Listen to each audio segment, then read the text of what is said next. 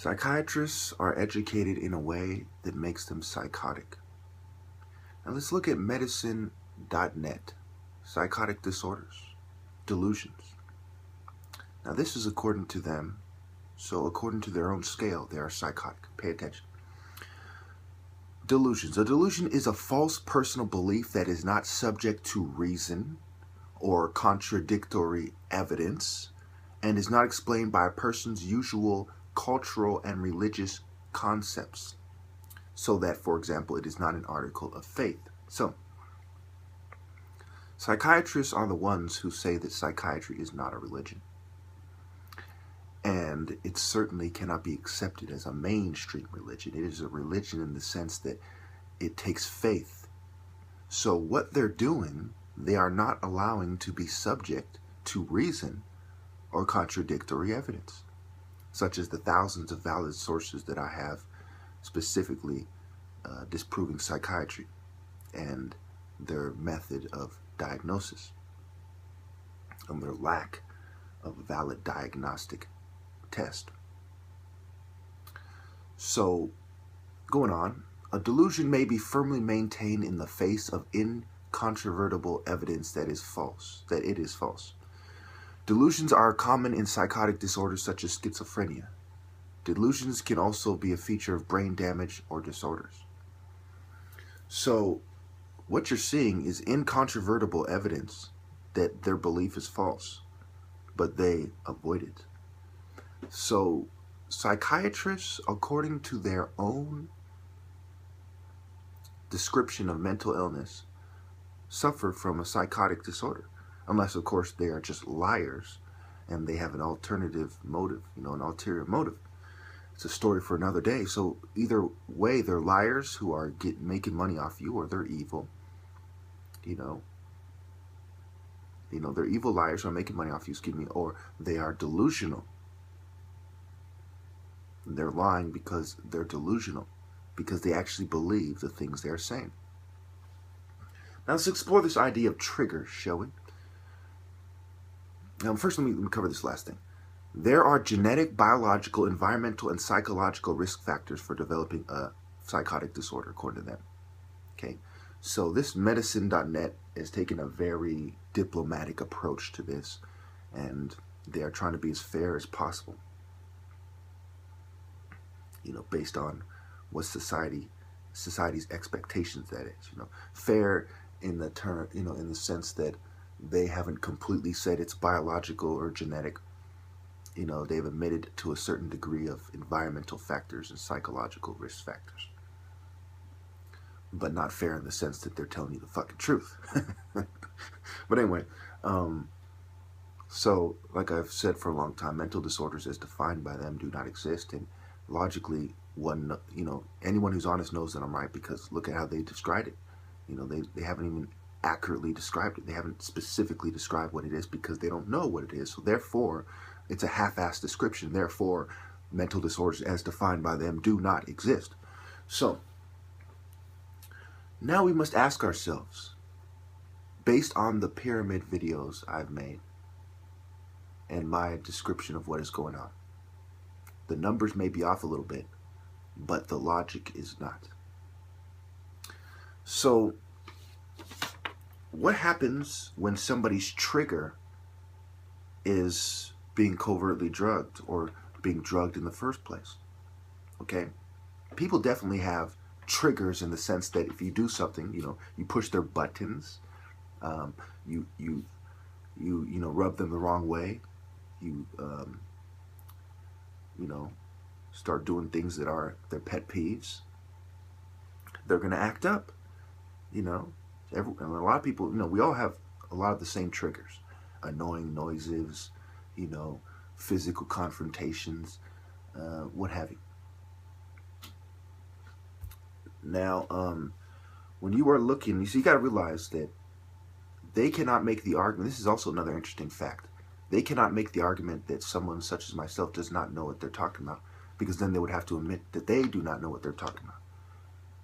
All they can say is, well, I've been doing this for a long time. I've been doing this personally for 21 years. It's a lot longer than a lot of these psychiatrists have been doing it. Or they'll say,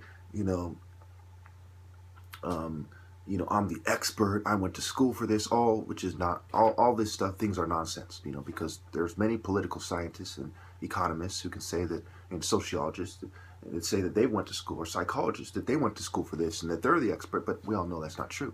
We all know that they disagree with each other. Therefore, there is no expert. And we all know that psychiatrists also disagree with each other. So therefore, the argument that, well, I went to school for this, so you need to listen to me, is nullified. It's negated. So when we look at this, okay, it is very obvious that the careful observer can practice a form of introspection, of self-reflection, looking inside themselves and say, look, what is going on here? What are my triggers? In fact, the psychiatrists are asking you questions, from your point of view, to figure out what your triggers are. Psychiatrists typically don't live with the person. Even at the state hospitals and the psych wards, they don't sit there watching the person the whole time. They kind of come in and they look over the person's report, ask them some questions, and on to the next patient. So it really is up to the patient to communicate what they feel is wrong with them. And this has always been their Achilles heel, if you will. I wouldn't even put it like that because they have a lot of weaknesses. This has always been their main weakness. Their argument's main weakness. The reason why their argument doesn't hold any weight, especially when you're talking about someone such as myself, who took the time to gather over 10,000 valid sources, who took the time to study psychiatry for 21 years. Okay? You cannot turn around and say, well, I know better than you about what's going on with you because I'm the equivalent of a psychiatrist that has studied himself for 21 years using their scale and a scale of common sense and critical thinking, deductive reasoning. And what I've ascertained is far superior to anything they could have possibly ascertained if all the psychiatrists in the world have been studying my case for that same period of time. And of course, we would have varying opinions. We would have different opinions on what is going on. But one thing for sure that they are trying to downplay is that my main trigger in life, the thing that has triggered me the most, and this is why they are so irresponsible, is trying to drug me. When the drugging itself is the trigger, psychiatry can no longer be an option. I'll say it again because many of you do not understand. When the main trigger for symptoms of, for quote-unquote symptoms of mental illness is the drugging itself, psychiatry can no longer be a viable option or even a reasonable option. It becomes a provocation. And I don't think I need to explain to you, how a pseudoscience that claims that triggering somebody to act in a very violent and angry way could possibly be the answer.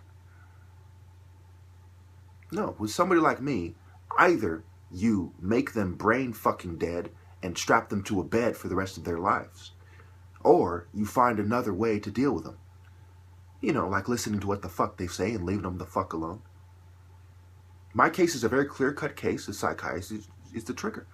Okay, so when did the abnormal behavior begin? Other than me being high and, it making it harder for me to take a math test in summer school, the abnormal behavior that they refer to, time and time again, began with psychiatry. And for them to ignore that is just as deplorable and just as detestable as them ignoring the irrefutable fact that the drugs themselves are the trigger. When we see me getting very angry, it's usually based on a trigger, heartbreak, annoyed by the computers. And we all experience that when some bitch ass shit, we're trying to do something and, the computer has a bug, or the computer shuts down when it's not supposed to and you lose your, you accidentally unplug it or your battery dies and you lose, your work. It wasn't saved. We all want to start screaming. So we all have some of the same triggers. The difference is when you're looking at me specifically, what trigger is different than what everyone else has? What isn't a normal trigger? And that is the drugging itself. Because based on my reasonable beliefs that I have scrutinized and carefully, I've debated with people, I've talked to psychiatrists about and watched them go quiet. Okay, they are the ones who do not want to face the contradictory evidence.